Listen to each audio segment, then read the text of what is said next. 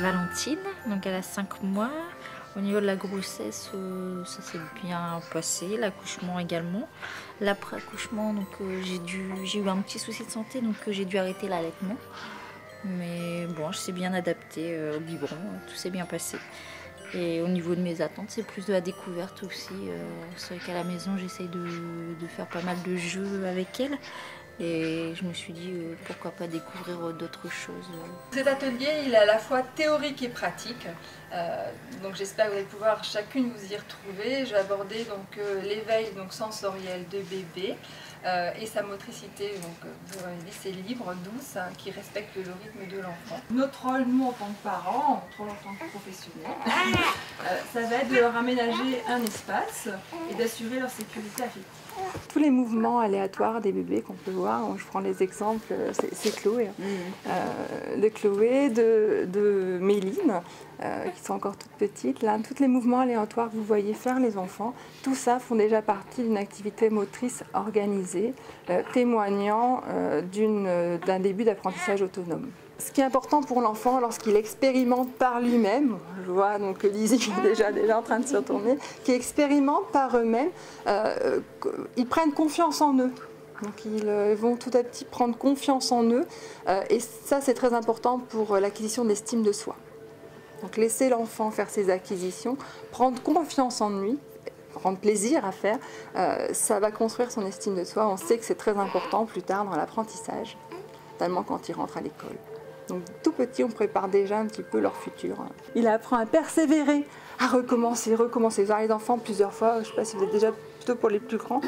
Si vous avez des aînés, vous vous rendez compte qu'ils vont essayer d'attraper cet objet, de se retourner encore et encore. Ils persévèrent et ils y arrivent à un moment donné. Et quand ils y arrivent, quand ils ont réussi à faire quelque chose, ils sont contents d'eux. Donc ils prennent plaisir à progresser. Aménager l'espace pour permettre un éveil moteur et sensoriel de votre enfant, un peu comme aujourd'hui, des tapis, une lumière tamisée, mais possible, un petit fond sonore agréable, doux, invitant à la détente. Il faut être vraiment détendu. Vous aussi, parents, laissez-vous créer ce moment. Éteignez les téléphones, les sonneries de téléphone dans l'idéal. Donc si par exemple vous faites des temps des temps spécifiques à votre enfant, que ce soit chez vous, à différents endroits de chez vous ou à l'extérieur, n'hésitez pas à prendre un vêtement, une couverture, une serviette auquel il a son odeur pour rassurer bébé. C'est très important ces moments où vraiment vous allez prendre du temps que pour lui. Il va se nourrir aussi de votre amour. Ça, c'est vraiment les activités essentielles, tout petit comme ça. L'importance du porter de l'enfant, bien envelopper bébé, bien recréer un petit peu le cocooning qu'il avait dans l'utérus. C'est important pour lui, ça le sécurise. Donc recréer un petit peu de moment pour que son tonus puisse se détendre. Le tonus, c'est sa façon de communiquer. Donc n'hésitez pas à le prendre dans vos bras, rassurer bébé. Et le toucher, c'est mode de relation, c'est fondamental. Dès tout petit, le bébé, donc le toucher est très important dans sa vie émotionnelle et relationnelle.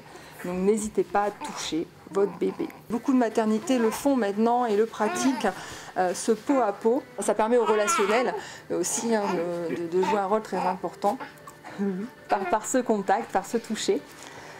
Et ensuite, après, n'hésitez pas aussi à masser bébé. Sachez que quand bébé n'est pas à l'aise sur quelque chose, il ne sera pas ouvert à faire autre chose. N'hésitez pas à porter bébé. Alors ça peut être une écharpe de portage, effectivement. Donc l'écharpe de portage, l'avantage, le porte-bébé, écharpe de portage, c'est que bébé, donc là, vous pouvez le mettre vraiment au plus proche de vous. L'exposition devant la télé, c'est vraiment mauvais. Ça l'azimute, on va dire, mais complètement. Donc c'est vraiment à éviter totalement. Et aussi parce que le son de la télé va masquer des sons plus fins, comme le chant des oiseaux, etc. Donc là, je parle de l'audition. L'audition de bébé, bébé a l'oreille très fine. Contrairement à la vue, où là il ne voit pas vraiment bien, par contre il entend très bien. Il entend votre voix, il entend les sons environnants. Chantez, vous, vraiment les petites chansons, les petites cotines que vous connaissez. Chantez-les, même si vous n'avez pas la voix qui... bébé, ne vous inquiétez pas, il ne va pas vous juger. Hein. Il ne va pas vous mettre de notes ni vous dire que vous chantez mal. Non, pour bébé, vous chantez bien. Donc, il faut vous dire ça. Donc, n'hésitez pas. Quand vous êtes seul avec lui, voilà, soyez à l'aise avec lui, avec votre bébé. Chantez des petites chansons. Il va préférer votre voix au CD de comptine enfantine. Il aime bien les petites odeurs, est sensible aux odeurs. Donc, au tout début, l'odeur qu'il va préférer, c'est d'abord l'odeur de maman. Là.